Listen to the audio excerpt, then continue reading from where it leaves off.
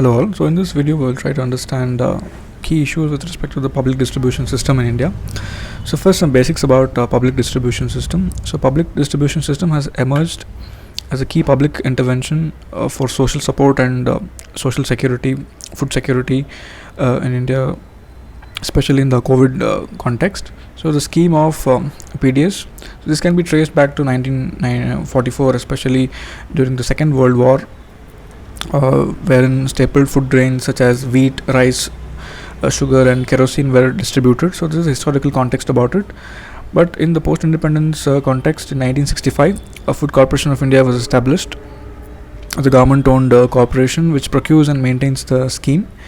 And there is also a federal component to the PDS system, that is, there is a shared responsibility of center and state governments to make the scheme a huge success. For instance, the role of central government is involved in procurement, storage, transportation and allocation of food grains. But when we look at the role of state governments take the accountability for distributing the same to the consumers via the network of fair price shops in the country. So this is the shared responsibility between center and states in public distribution system. And apart from it, the legal legislation which gives right to food as a legal right, the NFSA, the National Food Security Act 2013, it mandated that 75% of the rural population and 50% of the urban population shall be provided subsidized grains through the public distribution system. So this is the overview, but basics about public distribution system.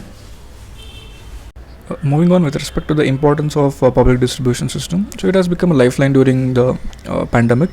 As you can see, PDS prevented mass hunger and death even during the COVID crisis. The robust targeted public distribution system, it buffered vulnerable families against food crisis, and about 93% of the ration card holders had received a free ration at least once, with 5 kg of food grains per head each month at subsidized prices. And apart from that, they got an additional 5 kg of free and 1 kg of pulses as a COVID relief. So this has led to high demand for ration cards across the country. So this is the first COVID context of the importance of PDS. Apart from it, there was an element of pandemic optimization where states were allowed to lift their allocations for 6 months in one go in anticipation of a surge in demand for food grains through PDS. So this was one element where states increased their allocation for 6 months because of the pandemic. And this PDS is the best strategy to address the food stockpiles in the country. As we know, the food stocks in the country across warehouses are exceeding the buffer norms. So even if universalization of such PDS is done, the government would still be left with 37 million tons, which is higher than the buffer requirement.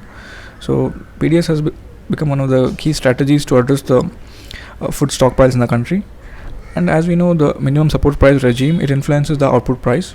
So as the procurement significantly exceeds the PDS requirement, this creates an additional demand in the food grain market, further pushing up the prices, and this keeps the cycle running.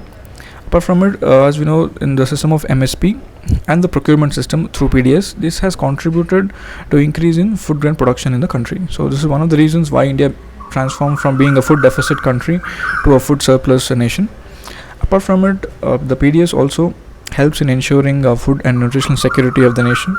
It has helped in stabilizing food prices and making food available to the poor at affordable prices. So it maintains the buffer stock of food grains in the warehouses, and it has helped in redistribution of grains by supplying food from surplus regions to deficit regions. So there is an element of redistribution of grains across the country because the food grains are produced in different geographical locations and they have to be moved across the length and breadth of the country. So there is an element of redistribution inbuilt in the system. So this is the importance of public distribution system.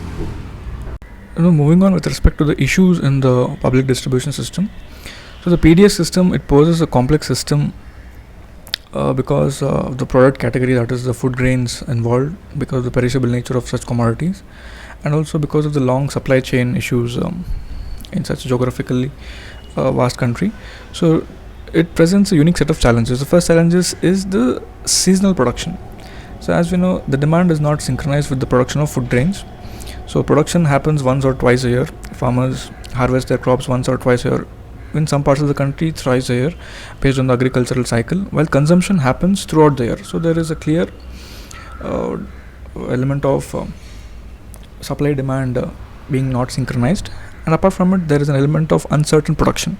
That is, the production of food grains is highly dependent on weather and climate, especially in a context where talking about climate change, where the extreme weather events have become more of a norm than an exception. So the unfavorable weather may result in poor or low quality productivity with nearly the same demand. So this is a key element from the weather and climate context. Apart from it, the shelf life of the products. As we know, the perishability of food grains is involved. The food grains have their own shelf life and storage requirements which are different from manufactured products. So thus speculating the risk of spoilage leading to waste. So this is also a key component where food grains are wasted in the country. And according to FAO, as we can see here, 40% of India's fresh fruits and vegetables perish even before reaching the consumers.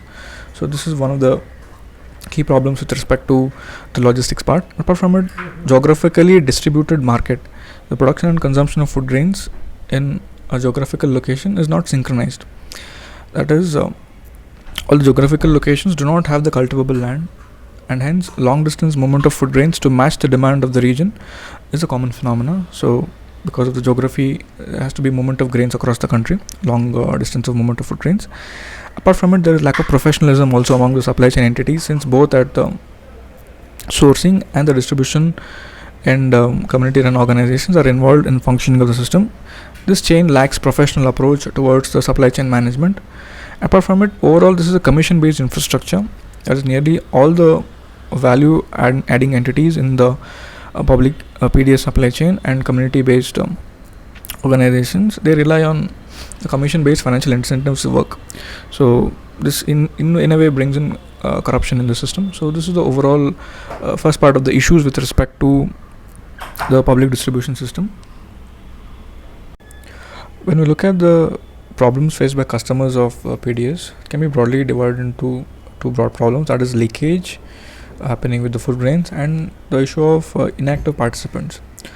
So broadly, for leakages, the causes can be considerable high inclusion and exclusion errors in the system, as well as black marketing, because of which it is not reaching the targeted beneficiaries.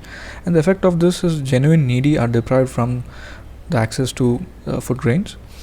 And coming to the inactive participants, many beneficiaries, the cause of this is many beneficiaries are not able to claim their entitlement due to distance between the shop and home. So there's a distance factor involved, and non-availability of food grains during the visits to the fair price shops. Apart from it, the malpractices existing at the fair price shops, this is one reason, and incorrect or small variety of food grain stocks, and not getting the required grains what they need.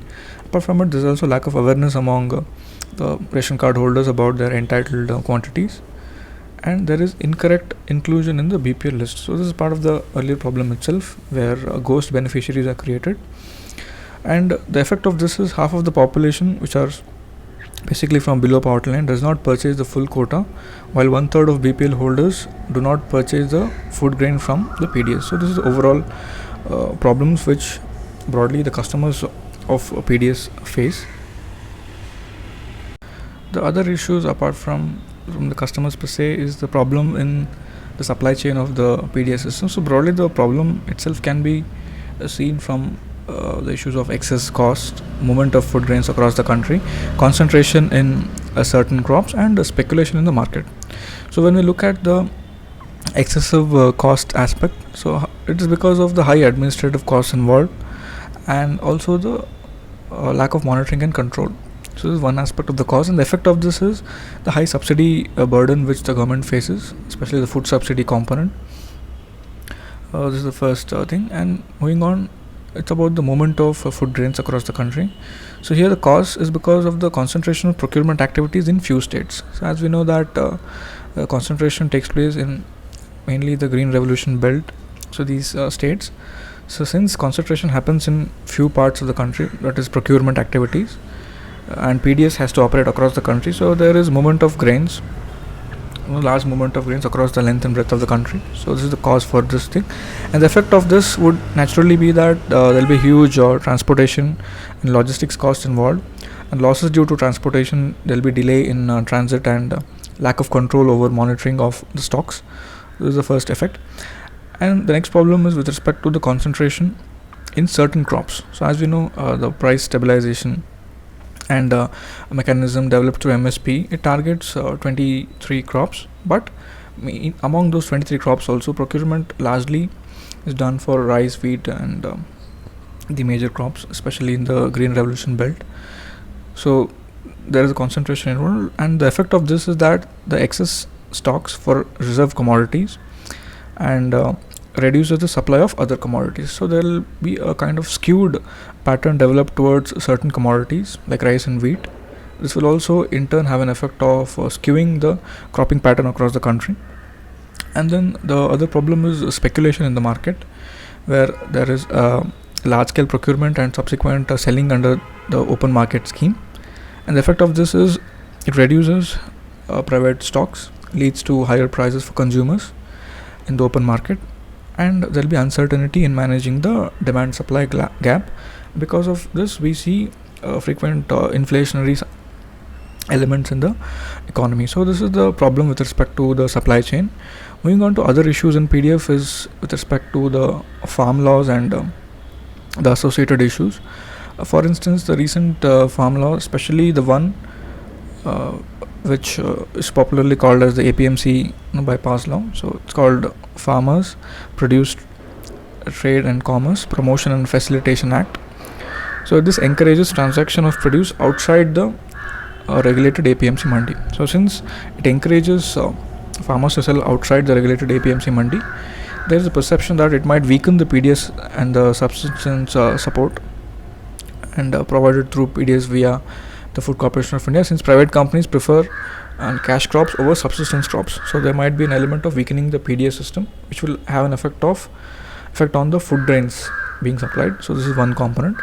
Second is with respect to the data being used. As we know that the data which is used to target the beneficiaries for PDS is outdated. That data is outdated.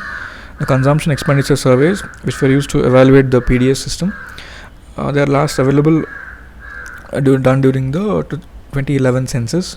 The data is outdated, and also because of the delayed implementation of one nation one ration card scheme, not all states have implemented this. So this is the delayed aspect of it.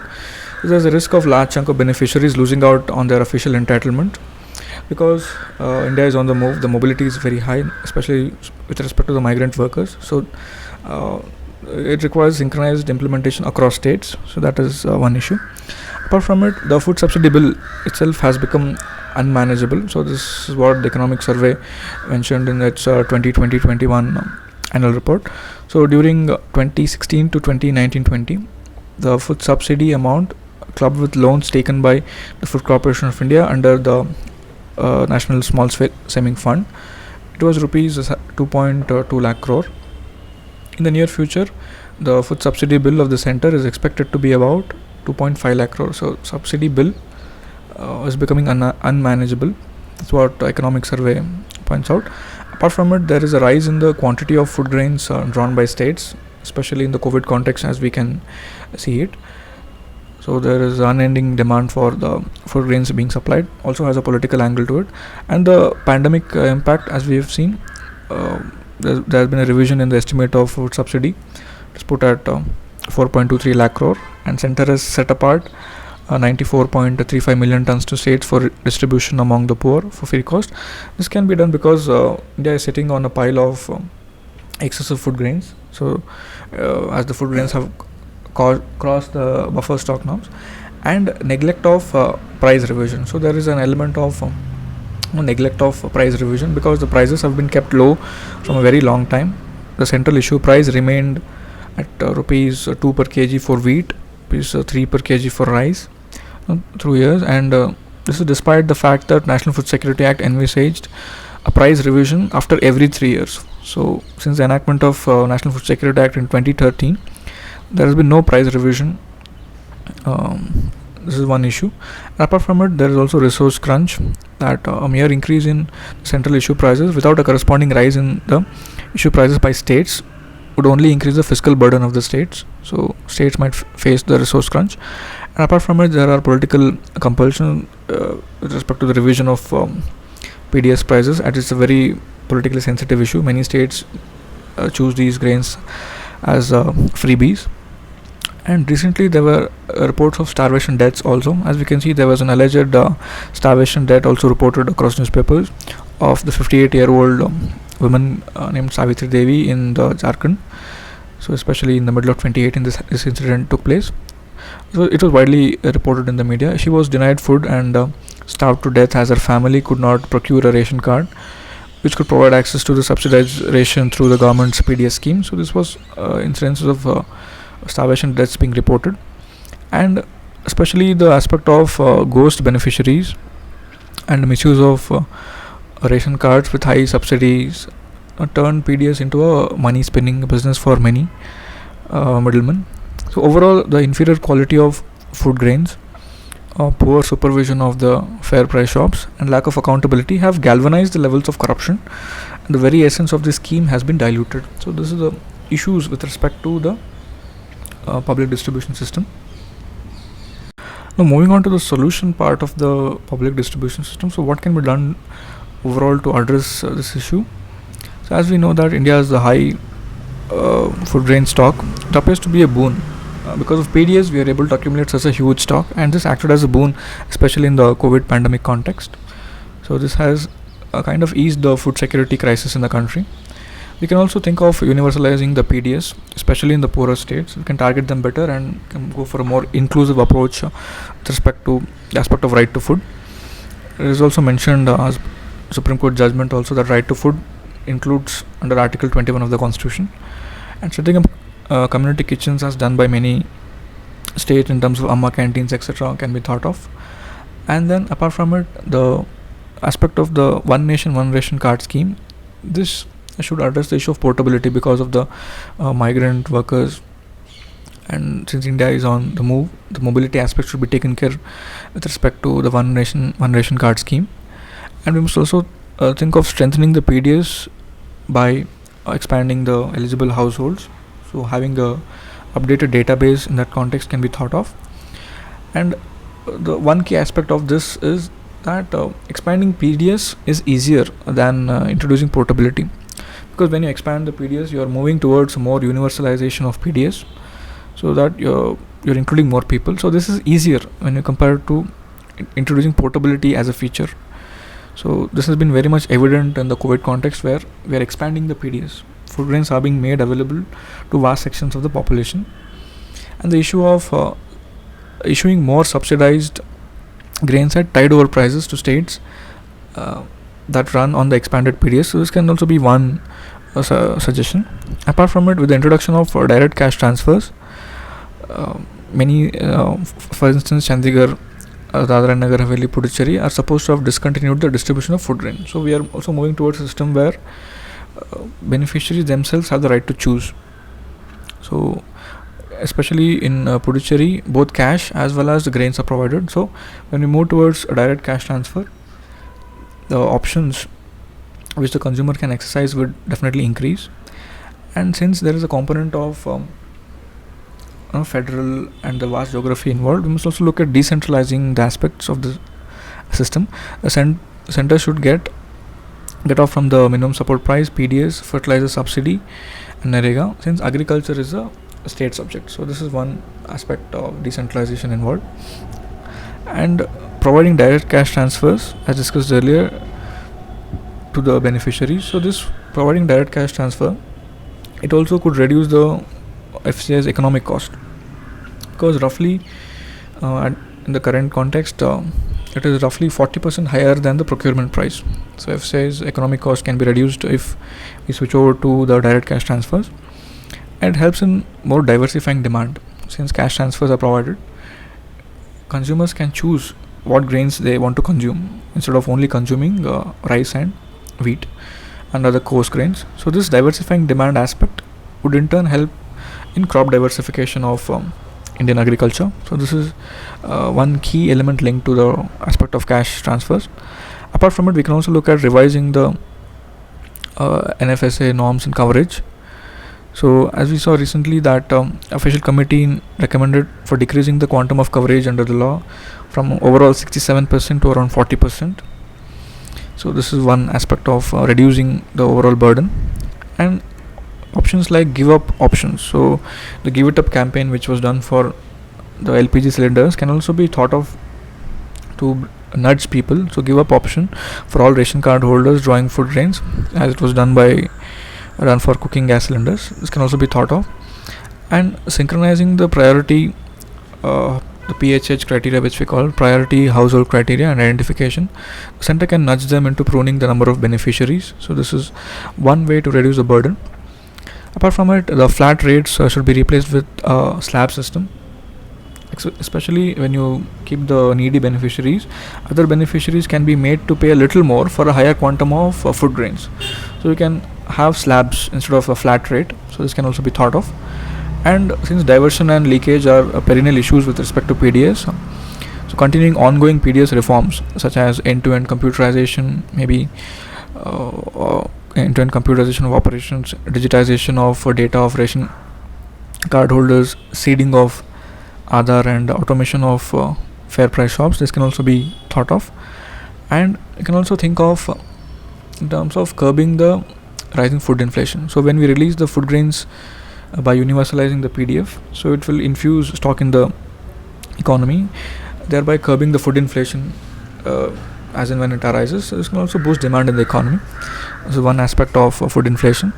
And for the aspect of addressing nutrition security, you can also link bio fortified staples to food-based welfare programs like PDS. And use of information technology. Chhattisgarh was the first state in the entire nation to adopt information technology at a greater pace in the fair price shops to bring transparency and accountability in the system. And Economic Survey appreciated this development in Chhattisgarh, and it mentioned that development of PDS in Chhattisgarh was an important exception. So this is overall solutions which we can quote when it comes to the issue of public distribution system in the economy.